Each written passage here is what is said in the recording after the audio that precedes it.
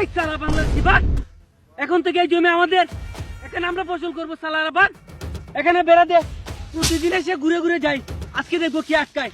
ভাগ এখান থেকে, ভাগ ভাগ।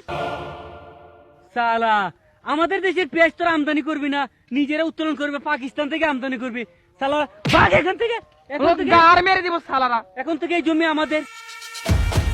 দে বেড়া দে। সালা প্রতিদিন এসে বেড়া দিতে এসে দৌড়ানি খেয়ে যায়, আজকে বেড়া দিয়ে যাবো, পারলে আটকা আমাদেরকে। দাদা আপনারা আমাদের জমি দখল করতে চাচ্ছেন কেন? সালা দখল করবো না কি করবো রে?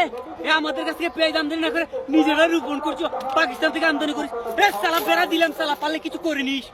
আমরা 2 টাকার জন্য 10টা মার করি, তুই ব্রাহ্মণবাড়িয়ার জমি দখল করতে আসছিস? তুই দাঁড়া, এ কে কোথায় আছিস রে? চল বিলেন গেলে বেরিয়ে আয়, আয় তাড়াতাড়ি আয়। আরে দাদা, এটা তো শুনেছি বড় গরম এলাকা দাদা, এটা ব্রাহ্মণবাড়িয়া, চলেন বেগে যাই দাদা। এটা ব্রাহ্মণবাড়িয়া? দাদা তুই আমাকে বলবি না ব্রাহ্মণবাড়িয়াটা? দাদা জানতে পারিনি তো দাদা, বড় গরম এলাকা দাদা, বেগে যাই।